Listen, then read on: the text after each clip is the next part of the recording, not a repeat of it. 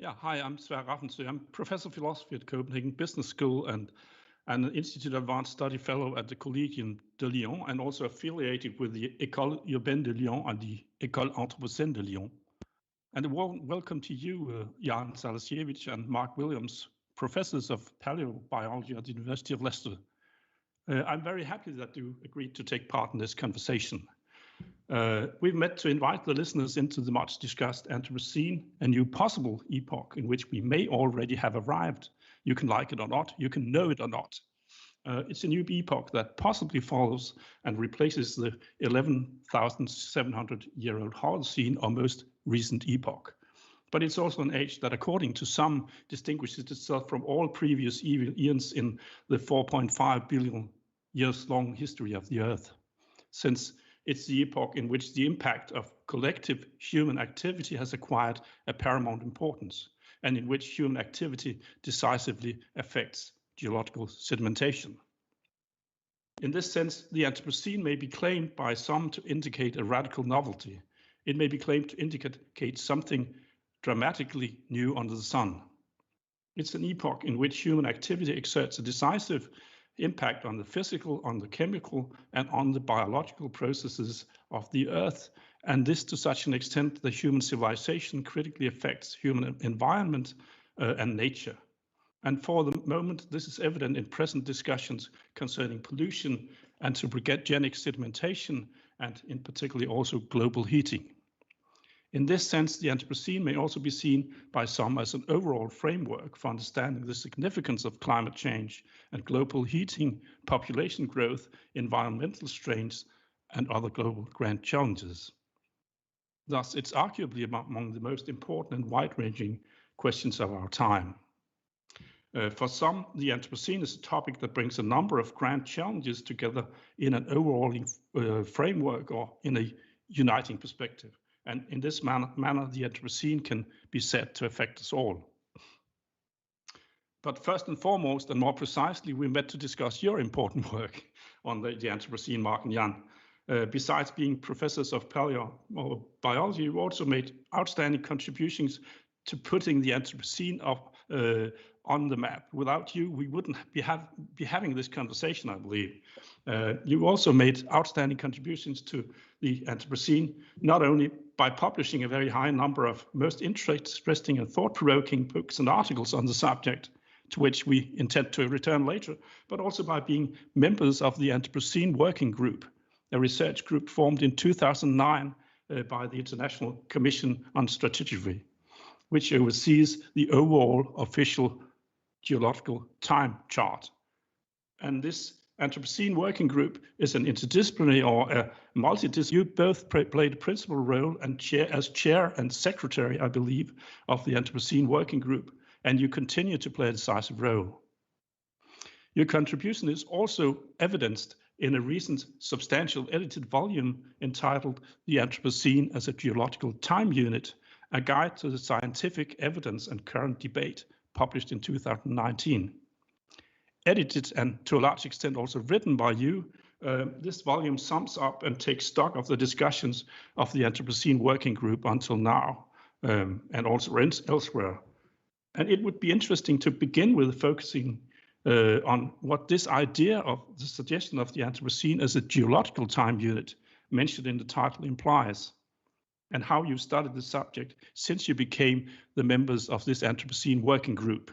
But first, I would also be curious as to how you originally came to the subject, even before 2009. We go back in history then. I hope you're able to recall that. How you came to take an interest in the Anthropocene after the atmospheric chemist and Nobel Prize winner Paul Cruzen coined the term in 2000 during work and discussion with colleagues on the International Geosphere and Biosphere program, as he felt that the term Holocene was inappropriate to describe the scale and the rate of recent changes to physics, chemistry, and biology of the Earth's system, as he felt that the unintended consequences of human activity had fundamentally changed the Earth system so that the patterns of behavior of the atmosphere, of the hydrosphere, of the lithosphere, and the cryosphere and the biosphere were no longer those that characterized the epoch that we still formally live in, that is the Holocene, and suggested a new geological epoch, that is then the Anthropocene. So first, after this a bit lengthy introduction maybe of you and the subject, how did you come to take an interest in the subject of the Anthropocene between 2000 and 2009 first? And secondly, how did your interest in the work develop later after the Anthropocene Working Group was formed in 2009? And maybe we should stick with the first question first and then move to the second question afterwards. So how did you actually develop this interest in and when did you develop this interest in the Anthropocene at a quite early stage after 2000 and before 2009? I think for both Mark and myself, if I may come in first, Sverre, and thanks for that kind introduction. By chance, really. We're both of us interested in Earth history, which includes ancient climate, and this, for a long time, and we worked together on that. So I guess we would have a natural interest. By chance, I'd happened to be working on, if you like, a future Earth history, for some years, first as a magazine article, then as a book. So I was kind of attuned to the idea of the traces that humans would leave behind us in a kind of a semi-science fiction way, half a fun and half a serious. And I'd recalled Paul Crutzen's idea, not the original paper, which I think was seen by a relatively small community, but he restated his idea in 2002 in the journal Nature, where many people saw it. I certainly remember reading it and saying, that's a nice idea. Not sure, Mark, I don't know if you saw it as well at the same time. It's a very short, vivid paper. But like many geologists, I promptly largely forgot about it after that. It was one of many nice ideas that were suggested. And it was only a few years later when the term began to be used in the kind of literature that Mark and I would be reading, in the journal Science, in paleoclimate studies and so forth, as if it was real, as if it was a unit. Yeah. And yet we knew, being geologists, that it was not a proper time unit. And that kind of sparked our interest. And both of us at the time happened to be, again, by chance, members of something called the Stratigraphy Commission of the Geological Society of London. So it's a body of professional, technical stratigraphers. Yeah, you said as if it were real, so there was also kind of reluctance at first, or that it was taken for granted before it was. Was that also part of your interest? Well, I think that's a slight. It showed a different culture. If you're a geologist, stratigrapher, the formal reality is quite serious and important. Yeah. If you're working more broadly as a scientist in oceanography, in biosphere studies, and so forth, then geological words are often used more generally, and in this case, the word was used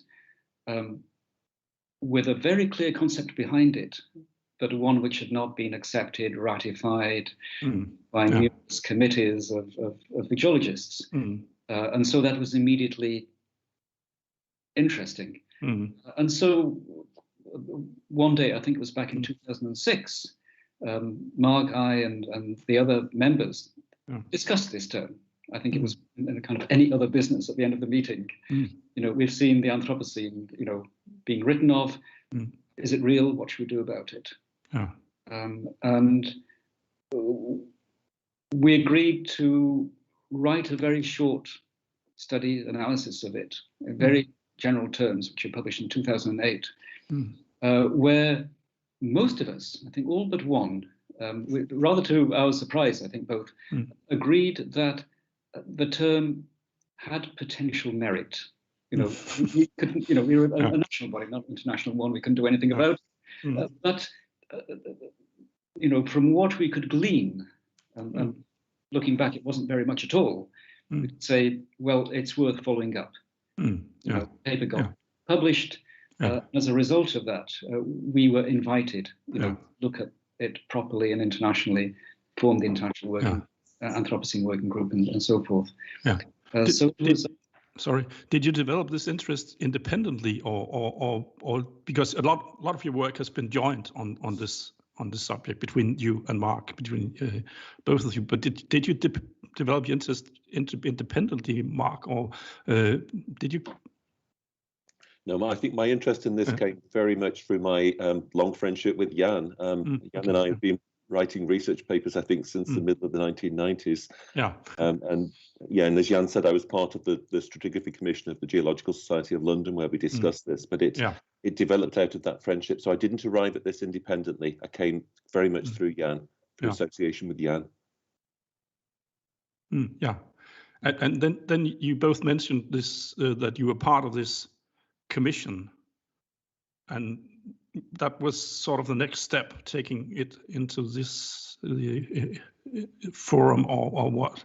Yes, it was. Well, again, it came as something of a surprise. I mean, we had intended simply, to write, as was our habit, to write thought-provoking papers about interesting topics, and probably just leave it at that.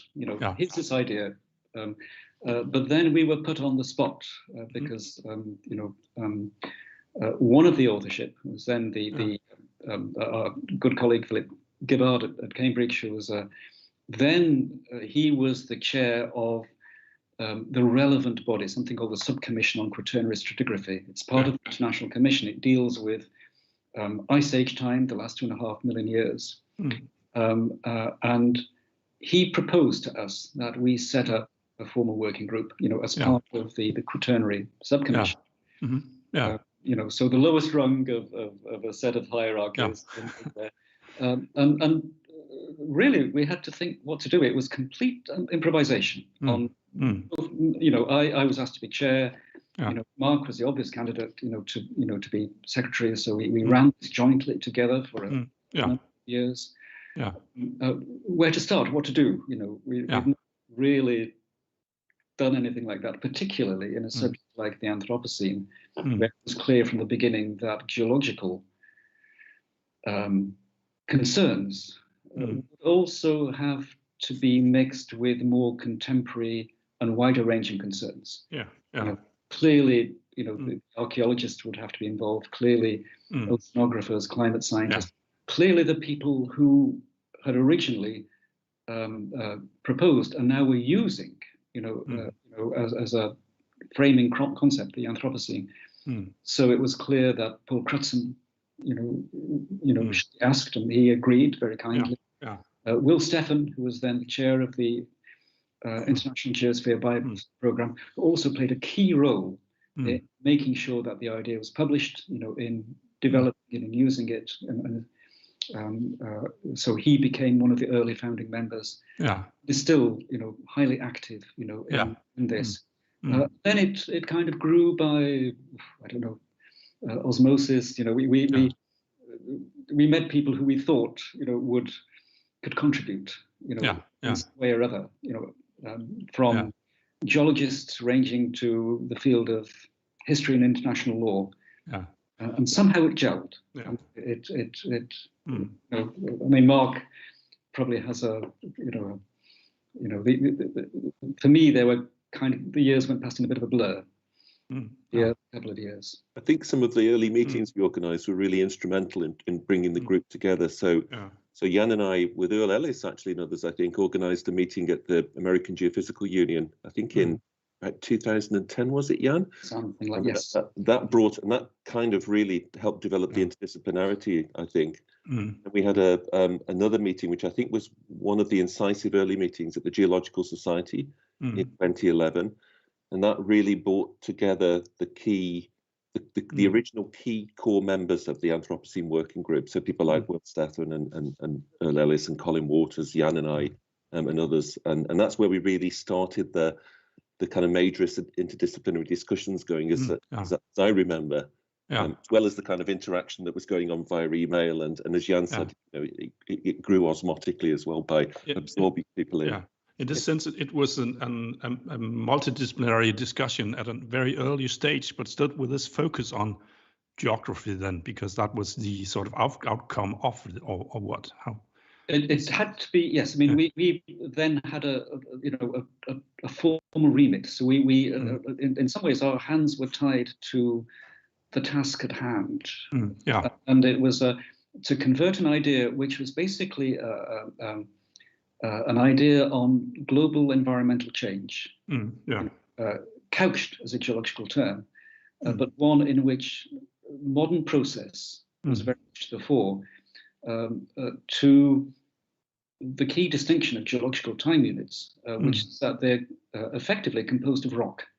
They are, geological time is funny, it does have a historical branch to it, but it also has a very physical branch, which is rather more important to geologists than the, the simple abstract time. And that is to classify strata in such a way as they represent the history of the Earth. And really, that is all the evidence we have of Earth history. It's all petrified within strata. So our first job really was to work out whether there was such a thing as Anthropocene strata. We were not at all sure at the beginning, that this would fall out of the study. And if so, what would they be? How would one recognize them? Where would they start? Where would the cutoff point be? Between. Sorry, go on. I also read you as stating very early in this discussion. This is a very interesting discussion. Something important is happening here, but it also needs to be checked in a sense. Yes. And that's also part of the formalization, isn't it? But yes. We had to proceed. Very so. We knew there were great novelties involved. In the Anthropocene, but also to, if it had to have a chance of coming onto the geological timescale, it had to be treated absolutely classically, as if it was any old epoch. Right back to the Precambrian, so we had to look for the same kind of evidence, treat it, analyze it, describe it in the same kind of way as far as possible. And by and large, we've tried to do that, and I think we've got better, at that as time has gone on. It's also quite a controversial issue in a sense, especially at first, maybe. How have the discussions in this Anthropocene working group, how have they been? Have they been heated discussions, or how do they actually play out?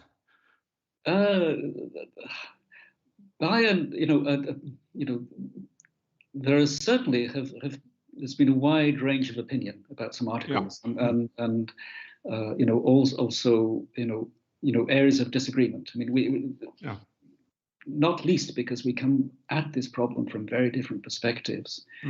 But my overall impression of the working group is that we have managed to convert, our different perspectives and disagreements into large areas of functional, practical agreement on what to do with Anthropocene. I mean, Mark, would you go along with that? I mean, it has been. Yeah, I mean, I think in any scientific discourse or discussion of it, it's broader actually than the sciences. Obviously, that it's actually good to have a multitude of different opinions. I think that's been a real strength actually that the discussions that the Anthropocene Working Group has had. And it reflects its interdisciplinarity.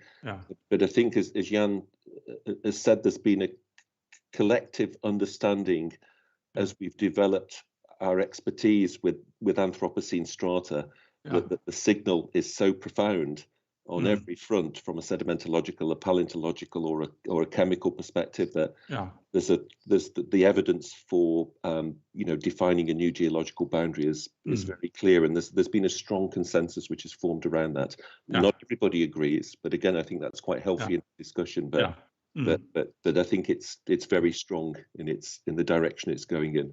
Yeah, that's it's a strength that various positions have been accepted or being represented from at a very early stage. But I also read you as saying that there's been sort of a progress towards further unanimity or agreement, at least, and there is also this requirement that it needs to be a qualified majority of 60%, doesn't it, in order to subdue. So once it also forces you to seek a certain rate of agreement.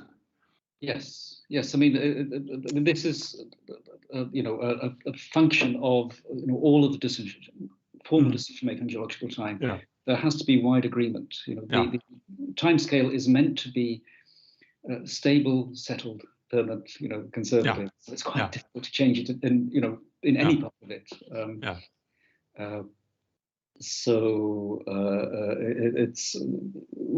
We need to work towards working on those parts of the story that we think can get that wide agreement, and look for the best possible consensus. It's quite effective, and so far so good. I mean, I think we settled onto a composition of the Anthropocene that we think can be widely accepted and widely used. Certainly within geology and the Earth System Science community, in which Paul Crutzen and Will Steffen worked, and also hopefully more widely, because, as you say, Sverre, Anthropocene has escaped, into many branches of life, diffused.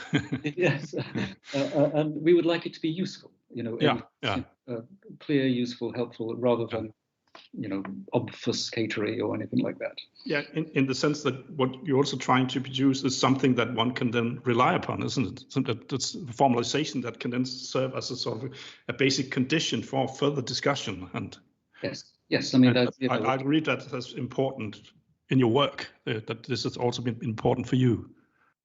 Yes, I think again in geologists, in most science, when you have terms, you have concepts, particularly when you have the whole world to study.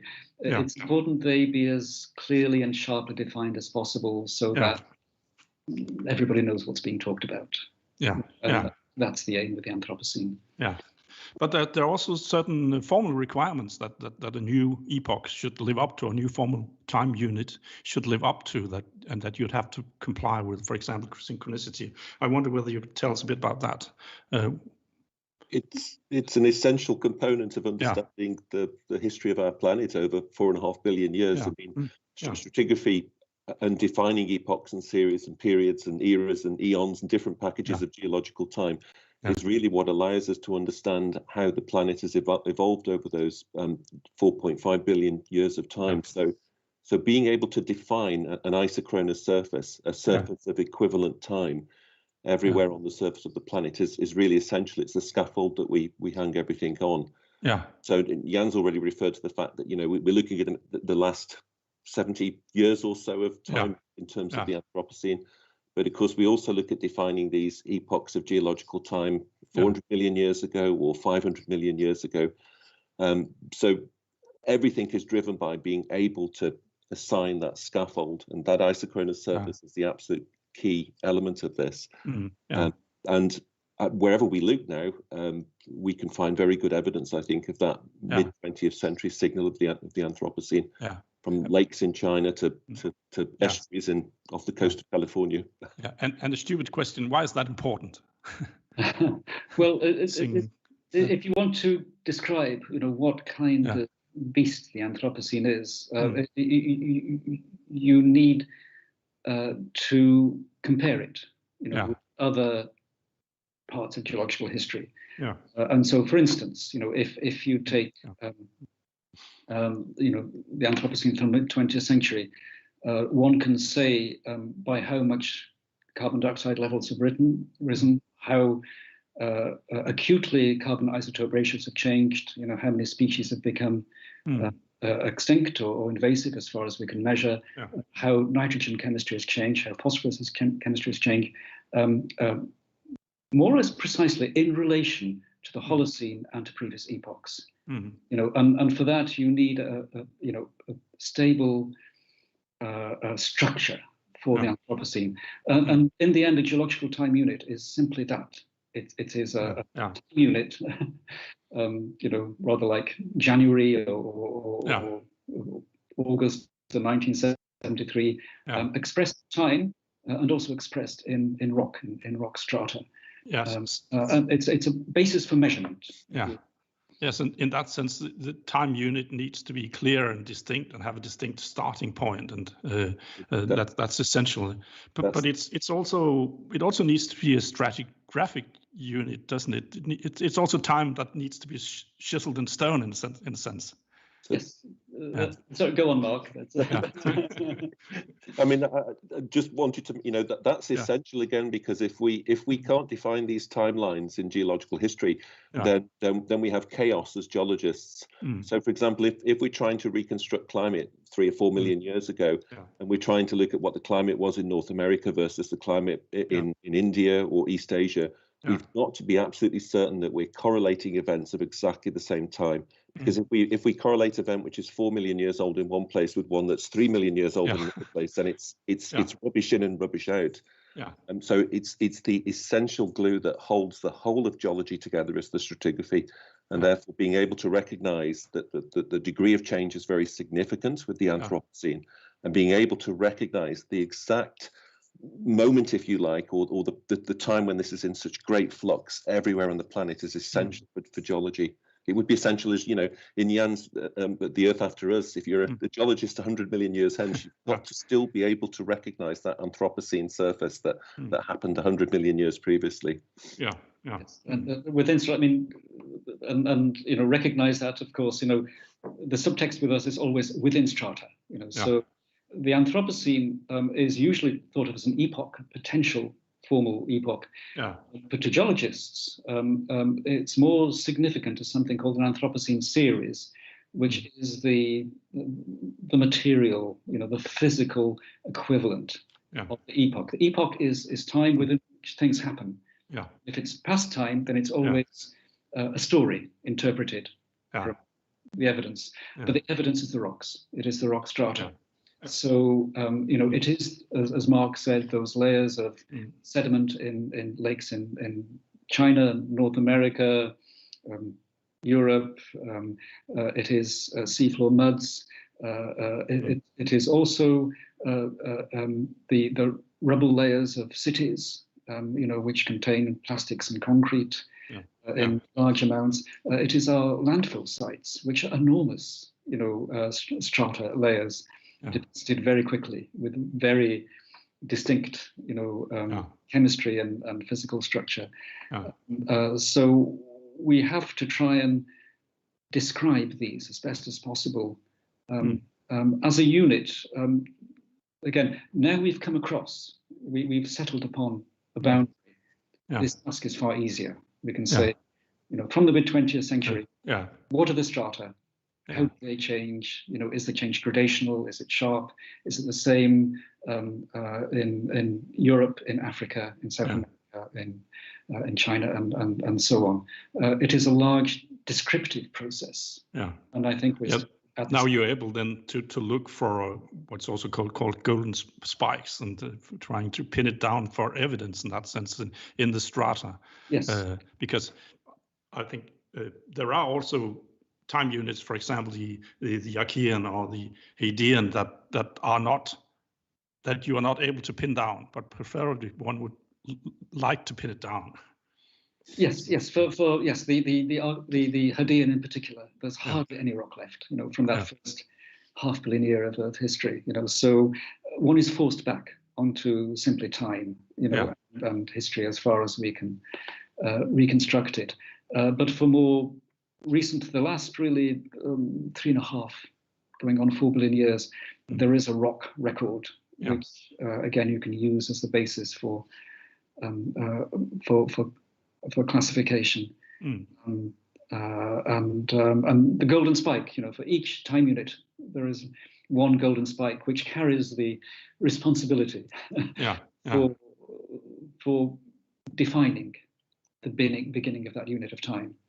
So one of the jobs that Mark and I and colleagues are involved in, is looking for the Anthropocene golden spike, and there are about a dozen places around the world being looked at seriously and by teams of geologists who are layer by layer looking at plutonium and carbon chemistry and microplastics and industrial fly ash content and things like that, all of which characterize those strata, and looking for the best division or the least worst division. There's never going to be something perfect, but hopefully we'll find something which will work functionally, practically, as a marker that we can use around the world. And that would also be a collective effort of people looking around the world for particular strata that could then be correlated with one another. And very, very much. At some point, you use a medical metaphor, as you put it, where you say that that in the characterization definition of Anthropocene, one might be said to be looking for to be diagnosing sort of a state of health for the planet. And then you make the point that you're not actually investigating for the cause, but you are looking for sort of evidence and certain patterns. That would, yes. I mean, we often say that because we're dealing, with the geology of the present, and because we're dealing with matters which now affect people and society, one of the complications we have is that we get bound up, with the sociology and the politics of climate change, environmental change. What should people do about this, and so on. I think we realize that the Anthropocene is important to these arguments, but at the same time, we're not a pressure group. We're trying to lay out the state of affairs through a geological lens, a geological perspective, as clearly as possible, and as, if you like, as dispassionately as possible. This is what is happening. This is the kind of history we can see preserved. This is how it might be classified, and hopefully that classification can be useful. Geologists as a whole, and particularly our stratigraphic colleagues, are not used, if you like, to, they're used to, if you like, geology being, if you like, being a pre-human phenomenon. So human affairs are not relevant to what goes on in the Silurian that Mark and I have worked on, the Jurassic, Carboniferous. And so we have to be quite scrupulous about this. We are being agnostic, descriptive. Yeah, in that sense, there is a resistance that there are boundaries that need to be pushed, because one would normally say that geology should focus on history in a sense before human beings, in a sense. There is, and I think we are being cautious in the way in which we are identifying this geological boundary, because some of the changes are so profound. If the changes to the biosphere continue at the rate that they're happening at present, if we precipitate a mass extinction, as is predicted in some models within a couple of centuries, and as we reconfigure global ecosystems, we've talked about introduced an invasive species, and there are tens of thousands of them across the planet. All of these are going to leave a very profound signal, and if the trajectory carries on at present, then it would be really a pity to think of humanity joining the realms of asteroid strikes and supervolcanic eruptions in terms of its impact on the planet. So large-scale impact on the planet. So I think another point here that's useful again, to which the word Anthropocene can carry confusion. It's as if the Anthropocene says this is the epoch of human dominance, human activity, whereas geologically we're looking at the evidence, the remains that are left behind, as strata. So this is it's an epoch of the Earth, of the planet. Yes. And it just so happens that changes have been caused largely by human action. Had they not been caused by human action, but by volcanoes or meteorite strikes, as Mark said, they would be just as big, just as significant, just as important, and probably rather easier for us to talk about and to accept also. Yes, accept. But if one were to stay with this medical metaphor, one could say that you are not interested in archaeology so much, at least not at first. You're not interested in the causes of this development, and you are not interested in therapy at first. That's because you're not interested in the cure, because you're trying to ascertain a certain symptomatology, one would say, in the health sciences, that you're actually trying to diagnose a syndrome, and then afterwards you can talk about etiology. What's the cause of this? And as you said, it's not a human epoch. That's sort of in a sense an empirical question that one can discuss afterwards. To what extent is it actually humanly caused? But at first you need to focus on the evidence and there are evidence that the Earth system is changing. And then after that, you can ask to what extent is this caused by human beings, and of course that plays into the denomination. But at first the question is where there's a sharp divide and a new epoch that's starting. But there are two fundamental questions here, really, aren't there? There is the geological aspect of this, which has to be defined in the manners that the International Commission on Stratigraphy would expect us to do that by, and to recognise our isochronous surface. But there's the much broader issue that I think Jan and I and all of us also feel passionately about. Is that geological signal is a manifestation of a very negative impact of humanity on the Earth system. And I think we're concerned with both of those issues. But when we're dealing with defining the geological boundary, it is a completely dispassionate exercise. It is simply to try to recognise this as a geological boundary in the sense that we would in the Silurian or the Cambrian or the Jurassic. So you're engaged in both issues, but you also need to make a relatively sharp divide between one and the other. Relatively sharp. I mean, they are linked, and geologists are always interested in causes, though the causes are can be quite obscure while you are sorting out the evidence. For instance, the boundary between the Cretaceous period and beginning of the Plunging period, the mass extinction when the dinosaurs and mussels died out, is striking, is sharp, is clear as a boundary, can be worked on as a boundary, even though for very much of the time it was not at all clear what had caused. Even when the asteroid theory came in, for many years it was questioned, by people who said, well, maybe it was volcanic eruptions which caused it instead. But as that argument was swirling, and as stratigraphers were working on the boundary, took interest, nevertheless, they were looking at the evidence layer by layer to look at how the strata at the time might be parceled up, have been subdivided as time units and as rock units. So the two go together. But as you said, you have to try and divide evidence from cause from effect, and so. Yeah.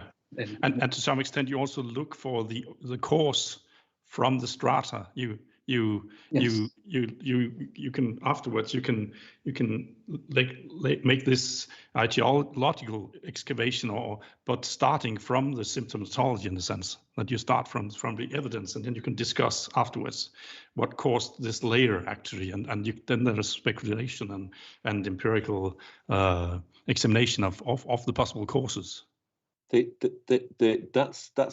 is often the case, Sverre, but it's not always the case. Mm-hmm. Yeah. So, often we see very dramatic changes in deep time in the geological record. Yeah. But it's not necessarily that we pick a geological horizon at a major event. Yeah. So the Cretaceous Paleogene boundary is a really good one because it's so easily definable around the world because of this asteroid strike. But Jan and I have spent a lot of our careers looking at the Ordovician-Silurian boundary, which is placed about 443 million years ago. And it actually follows a period of major climate change on the planet. It's a severe ice house world. But we don't draw the boundary at the point in time where the major event is. We draw the boundary at the surface, slightly above it, where we can recognize a really good isochronous marker. So it comes back to this idea of being able to define a timeline. Once you've defined the timeline, then you can hang all of the other major events that have unfolded on Earth around that scaffold. Yeah, yeah. And then you can also you look for what may have caused this change afterwards. But yes, once you have the scaffold and the structure, then you can look at the cause and effect and the way that the planet's evolved over 4.5 billion years. Yeah. Yeah. You might, in some ways, the task we have is once you peel everything away, is rather fundamental, basic, and perhaps might even be thought of as rather dull. So we share a little of, if you like, the procedures of the kind of scientists who set up commissions to find the exact weight of the kilogram, for instance, or the exact length of the meter. So we're developing a framework. Yeah, we know which is still very important for what follows. But I would like to return to the point you made also a bit earlier, that the geological Anthropocene is in essence Earth-centered, and it's strata-based, as you said, and it's not human-centered. Yes, I think for us that is. I mean, the human dynamics, of course, are intricate, complex, powerful, and interesting. But it's the effect on the planet. That are the main things. The effect is, as Marcus said, is huge, and varied in all, if you like, major aspects. Yeah. So it encompasses climate, oceans, land surface, life, ice, all of that. And we emphasize that because now we closely work with people who are,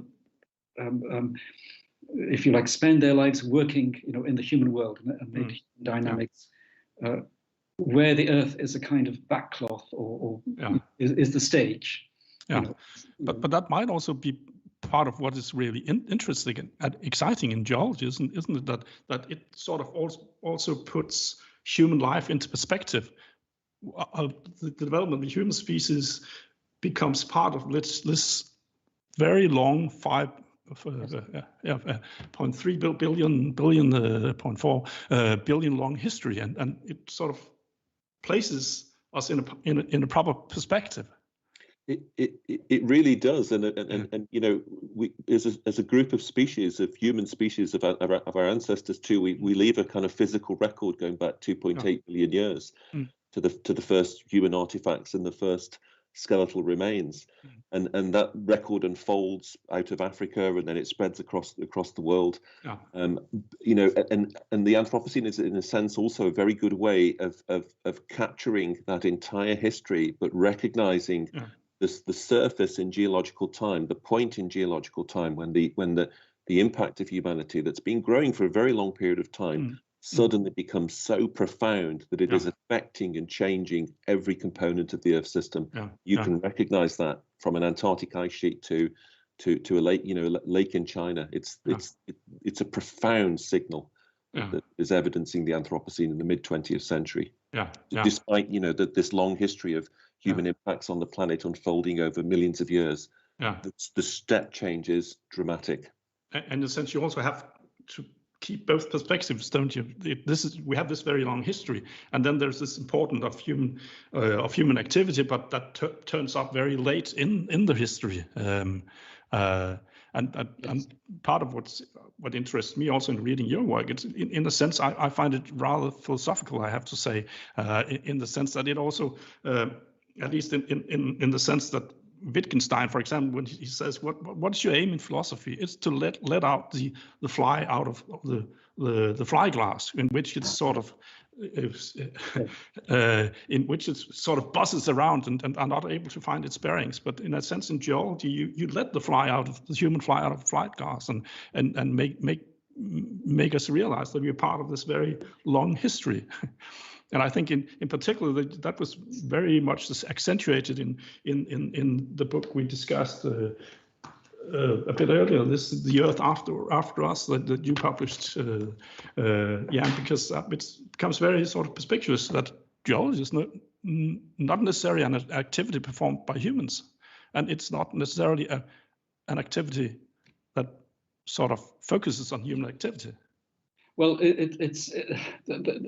the links between the two, get, I think, ever more intricate, intertwined, and interesting.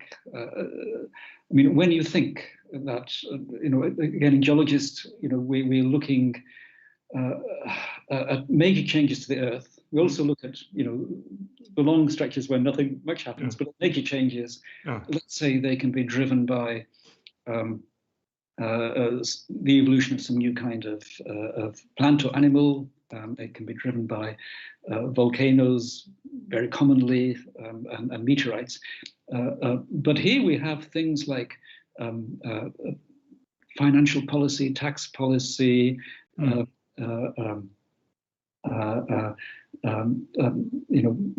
political governmental changes, changing aspects of the Earth, which will leave a geological imprint.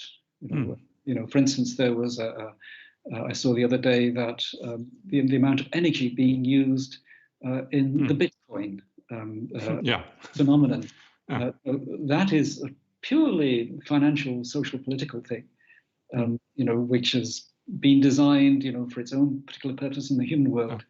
It is clearly going to leave, a part of the imprint of the carbon isotope signature of the Anthropocene within it, as part of its passing, and that is the kind of cause and effect of which there are thousands, maybe millions of examples in the human world. That somehow we will have to try and understand. As you said, we're mainly just setting the framework, understanding. But the process of trying to link human, if you like, what Deepesh Chakrabarty would call global processes, human world, with planetary processes, it's a huge task, clearly very important, clearly fascinating, and clearly only just beginning in that. But that's also what the point that geology then makes. It is that you need to see human history, human development as part of this very large, what Chakrabarty would call geohistory. Yes. And in order to keep the proper perspective, you need to see to perceive it within this wider frame. And it takes away some of the sort of human preposterousness and self-centeredness, I believe, when you begin to look at it in that way. It's a bit, and in that sense, it's also maybe somewhat familiar to astronomy also, that we become part of a very large picture, or become reinserted within this very large picture. It's also like Kant when he goes out and watches the starry sky after the Copernican turn. Then he sees that it takes away his sort of self-importance, and it sort of humiliates him, and that's why he writes in his moral philosophy. Maybe not the best of solution, but in a sense you also get this idea when you when you read your stuff, and particularly also the Earth After Us, and that we, in a sense, we are also quite small in comparison with the larger universe. Yes, it's small, but again, not that's well certainly now not at all that small. Yeah, right. Collectively, with regard to the planet, and of course, now we know from astronomy that the Earth is really quite a special planet. You know, most planets do not and could not harbor life of the kind that we have. Yeah. So the Earth is a bit special. It's a rarity. The human phenomenon, you know, is, came from being, if you like, something which took place on the Earth, to now changing trajectory of Earth history, which is something not many species have done in the past.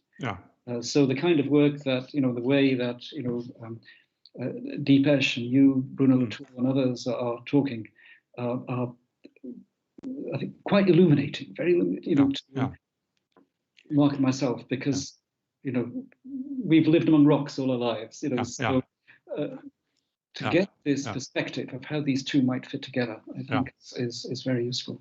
Yeah, you actually anticipate a question I was going to ask, because I think that's also part of your work. Then this joint book, the Goldilocks Planet, that gives also a different perspective. It also provides one with this center of wants and awe and serendipity, and also sort of gratefulness that we are at all here.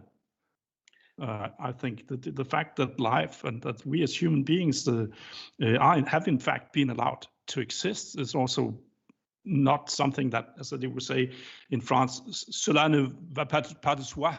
It's not something that we should take for granted. And you make the point in this joint book, the Goldilocks Planet, where just as Goldilocks planet porridge was not too hot and not too cold, so has actually the conditions that on Earth been quite propitious or quite. And it's not something that one could take for granted. They have really from the beginning of humanity's evolution, because that may also be partly driven by climate change in Africa, which encouraged bipedal apes to ultimately develop into us, and it's certainly been there through the Holocene also in terms of the climatic stability, which has really enabled humanity with its now very varied toolkit to build civilization. But the problem is, of course, that stability is now being directly threatened by human activities, and we are big in one sense. We're big in the sense that we can now be profound impactors of the entire Earth system.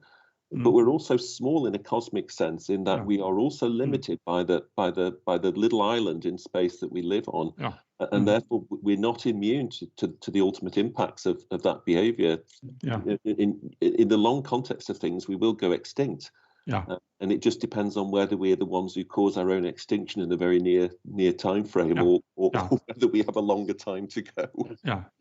That's also. Oh, sorry. So this idea of the specialness, of Earth again is, I think, quite recent.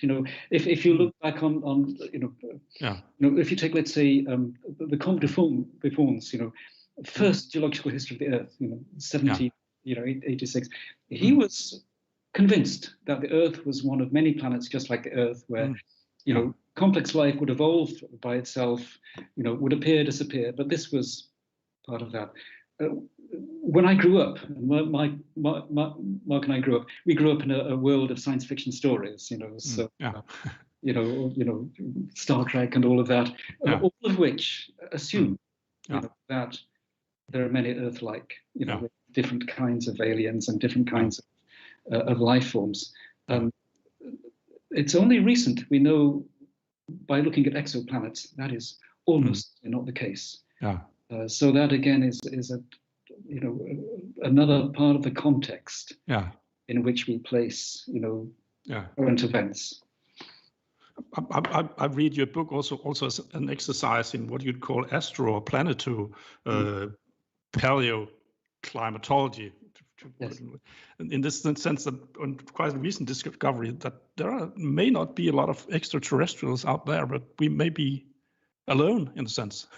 Yes, and an exception, at least so far. Yeah. We don't know that yet. I mean, yeah, we've been looking for about 60 years to try and pick up transmissions from those other civilizations, and you know, and we're still looking for life within our own solar system, on Mars and also in some of the moons of Jupiter and Saturn. So I kind of hope that there is quite a lot of life out there in space, because you know all planets have their time and space, and the biosphere will eventually disappear on this planet in the future. So you would hope that there are many places in the universe that do support life. But Jan is certainly very correct here in saying that this is a very special world because it's been able to support life for 4 billion years. That's really what the Goldilocks planet says. And as a result of that longevity, it's built this incredible complexity with eventually organisms that can actually contemplate life itself. And that may be incredibly rare in the universe. And if one were to stay with evidence, then it's what it tells us so far, isn't it? Yes, there's only us so far. No reason to assume a life out there so far. And you make this comparison with Venus and Mars and have different developments, which also makes this point that this is quite exceptional, at least also within the solar system, of course. And I think the exceptional is, you know, there have been some nice thought experiments as, you know, have there been previous human-like civilizations on Earth? Let's say hyper-intelligent trilobites in the Silurian or hyper-intelligent dinosaurs you know, in the Jurassic. And from paleontology, we now can be pretty sure that intelligence perhaps, but not manipulative intelligence of the kind that can change the environment around it. We can be fairly sure of that. This chart don't lie, you know, that. You know, so this particular combination of, you know, I don't know, the brain, the opposable thumb, you know, and you know, seems to have appeared only once amongst the how many billion or so species that have appeared on Earth. At least so far, nothing similar, nothing comparable to that. Nothing comparable. Yes, we're out on our own. If you were to, sorry, Mark. Unless, of course, those civilizations have already arisen, but their activities have already, you know, resulted in their demise, which, of course, is another hypothesis that's widely discussed. Because that's another outcome of something that the development of the Earth tells us. This in the long perspective, every species goes distinct. So that we should also keep that in mind, I think. Maybe we should turn to the outcome of this of the work in your Anthropocene working group. What's the outcome so far, if you tell it quite shortly? Well, the outcome is we've agreed that the Anthropocene is real. It should, we recommend, that should be formalized. That's not that our recommendation will be accepted at all. And we recommend it should be in the mid-20th century, so somewhere around 1950, probably the early 1950s. And we're currently looking for a golden spike. You know, so as I've said, there are teams out there you know, looking at a lake in China, lake in Canada. Mark's involved in looking at San Francisco Bay sediments there. We have colleagues looking at coral skeletons. All of those might form. So you're looking for evidence. You're also looking for the specific golden spike. But you have good reason for looking for the golden spike at that point, I think. Yes, it is the you know, as Mark said, the clearest physical change that we can see that we can demonstrate to be traceable around the world, in strata around the world. So the best cutoff point, there's never a perfect one. Even the KT boundary, the Cretaceous Paleogene boundary, isn't quite perfect, though it's much better than most others. Most of them are difficult and flawed. Most Earth history transitions are complex in time and space, and so we do the best we can to define the dynasty, the Earth, the planetary dynasty. The Anthropocene is really quite sharp on sharp and widely traceable, rather better than most of the ones Mark and I deal with in deep time. There is a suggestion for looking also for golden spike and the H bomb, or the consequences of the H-bomb experiments. But you also have good reason for looking around the early 1950s. Also, if one studies a lot of curves, there is this, you could say, this hockey curve that keeps reappearing in various contexts and various. Maybe you could say a bit about that too. So the radioactive signal is very clear, and it's clear in many of the GSSPs we're looking at. So if I can just talk about, Jan and I are supervising a PhD student, Stephen Himpson, who's working in San Francisco Bay, and actually Stephen is trying to use the biological change in the bay to recognize the Anthropocene, because it's a wholly reconfigured ecosystem. The original ecosystem is basically gone. And he can do that because he can find the fossil record of invasive species. But there in his stratigraphic column, he's also got a whole series of other measures. So he can see the cesium spike, which is from the H-bomb tests in the 50s and 60s. But also he can see fly ash. So fly ash being produced as these kind of spherical carbonaceous particles from industrial burning, basically, processes. So that's evident in his geological signals also. And he thinks he might be able to see other patterns as well that might relate to, salinity changes as a result of changes in river flux and damming and things like that. So there are lots of these different patterns, but the radiogenic one is very, very clear, I think. And there are others, as you said, there are others. I mean, one of the, from the beginning of our work on the working group to the present, a number of clear signals have emerged that, if you like, have sharpened and crystallized the Anthropocene, as a workable concept. Again, another one of these is plastics. And it's really only in about 5 years ago that a series of papers came out demonstrating that microplastics spread around the whole world, bottom of the ocean, every lake, every river, soils, the tops of mountains.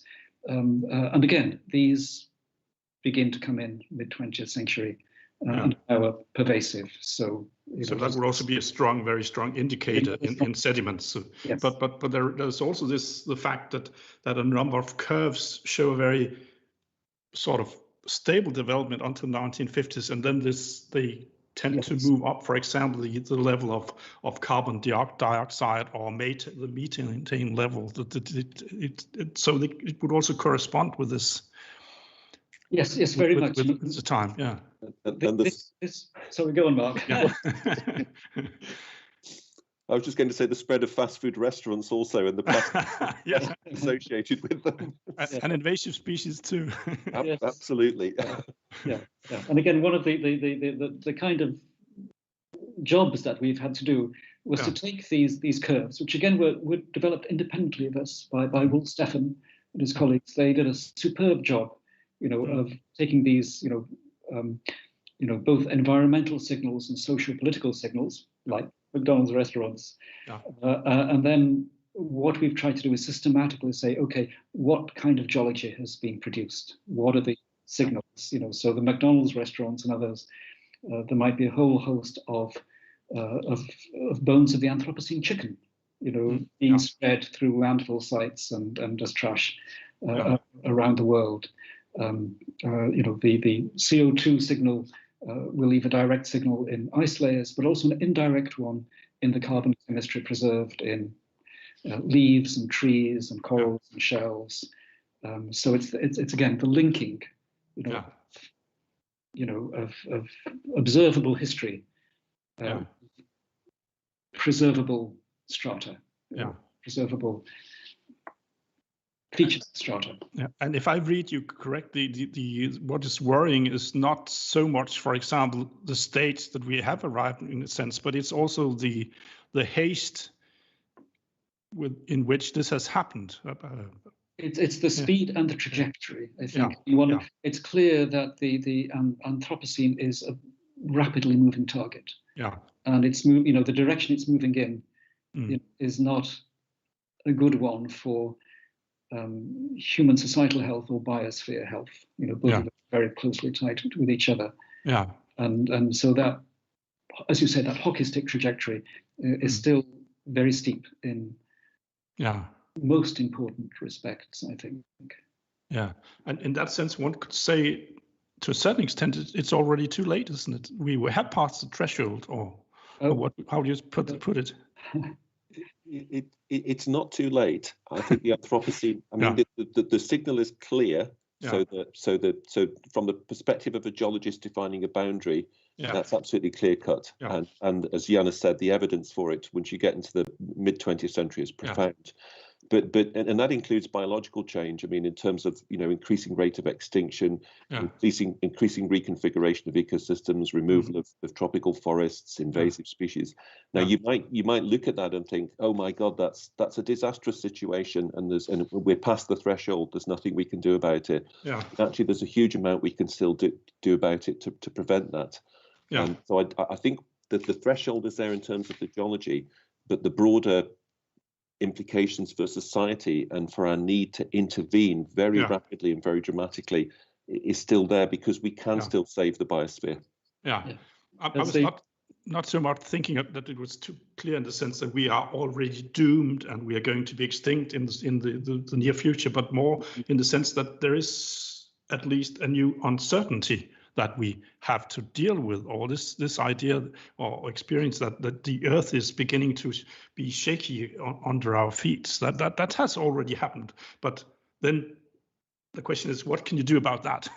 Yes. I mean, Bruno Latour has expressed that very well, in his writing. So there's this sense of how, if you like, geology is filtering through to us at a personal level, almost, and certainly a societal level. And as Mark has said, it's a trajectory. There is no going back to the simple, uncomplicated Holocene.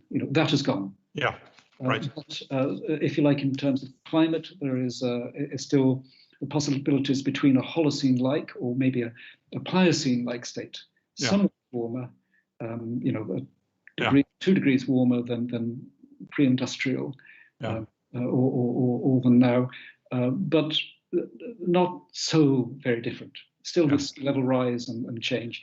But the other possibility, which is quite real, is to shoot past that and go to an Eocene or Cretaceous-like kind of state rather quickly.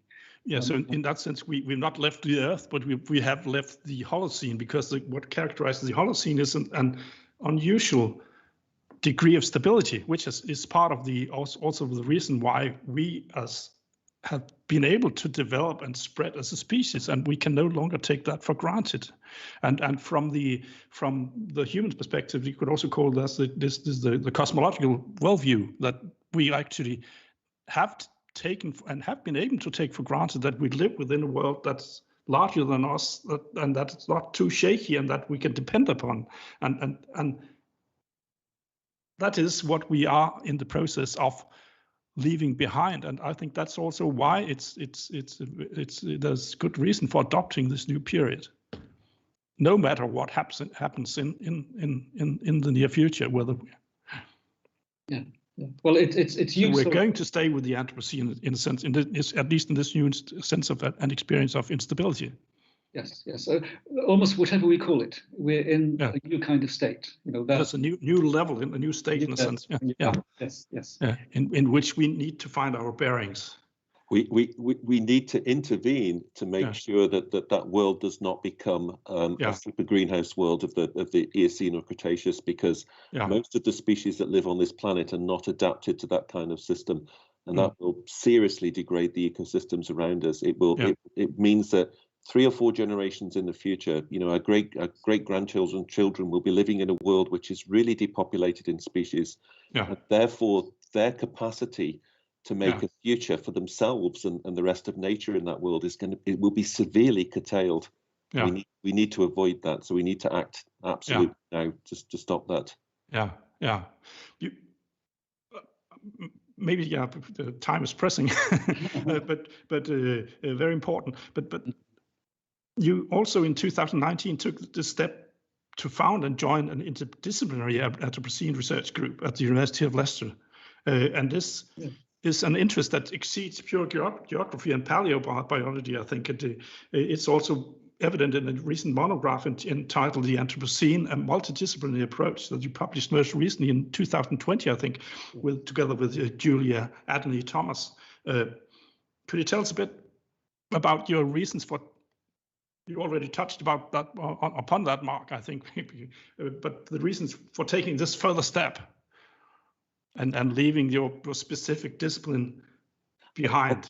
I think Jan's already given a really good example of this when he was talking about Bitcoin, because that group of people is strongly driven by the business community at Leicester University. Yeah. And that's been a really interesting synergy for us, because now, of course, when we look at business models and the way that business models, financial models drive the global economy, then we're actually really digging into the causative effects that Jan and I can see then physically manifested in the geological record. Yeah. So that's recently produced a very interesting research paper, I think, led by Marta Gasparian, addressing some of these major themes. Yeah.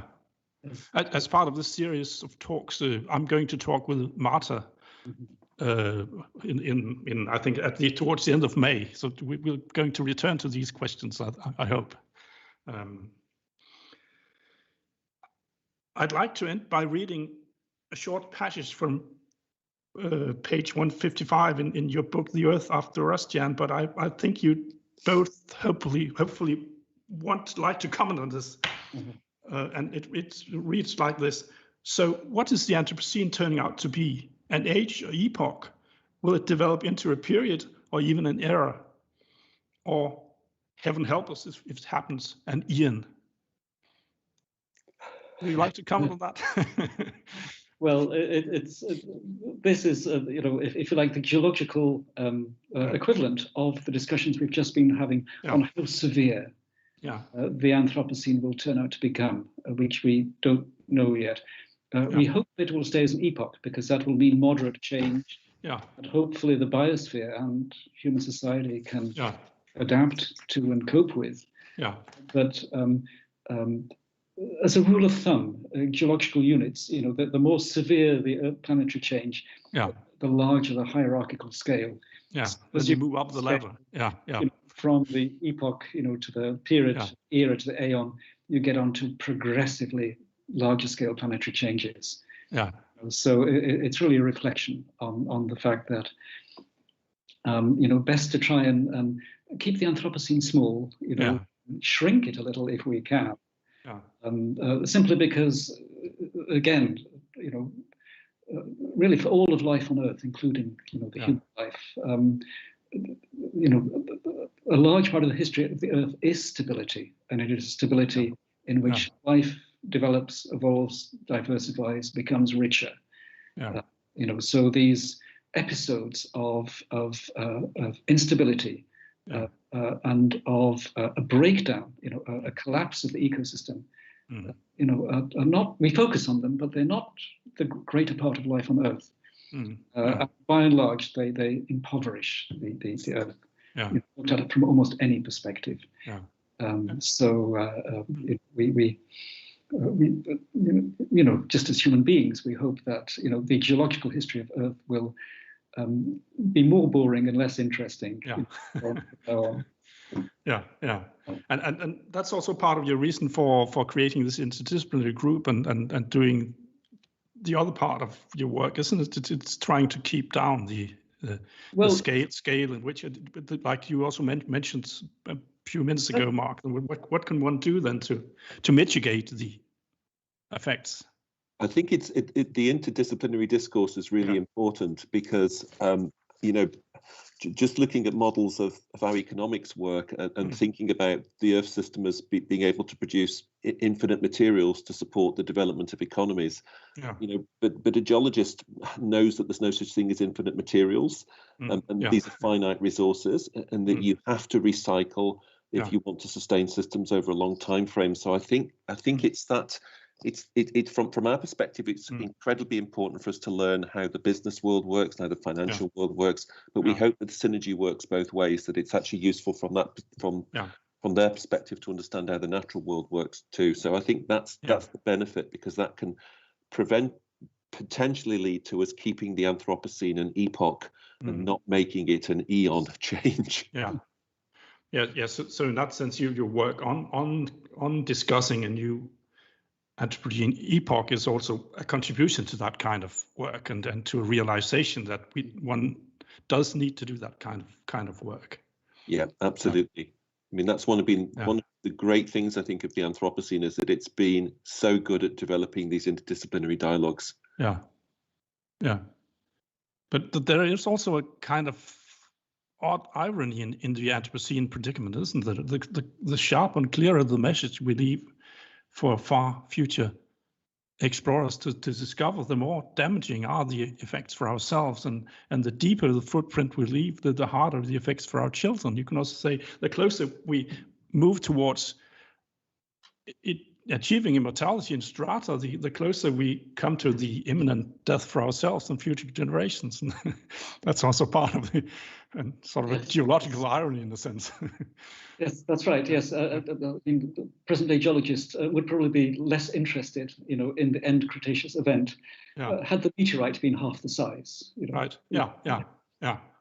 Yes. But but I think in weighing up, if you like, a vicarious interest, and a sense of being part of all of this, then I think both Mark and I would go for the small and boring option every time. Less immortality in that sense. Yes, that's right. Thank you so much for your willingness to take part in this conversation. While it's been startling and also at some times anxiety-provoking, it's also been interesting and fascinating and thought-provoking, I find. Friday, the 3rd of April, the day before the 1st of May, I continue this ongoing conversation on the channel with Deepa Chakrabarty, who's a professor at the University of Chicago and author of the Climate in a Planetary Age. And the conversation is entitled From Human History to Geohistory. And the conversation will focus on anthropogenic climate change as the biggest threat to human civilization and its wide-ranging implications for historical understanding and the understanding of human history and geohistory. So stay tuned, but thank you so much for being here. It's been a pleasure. Thank you, Sverre. It's been really enjoyable to chat. Yeah, thanks. Yeah.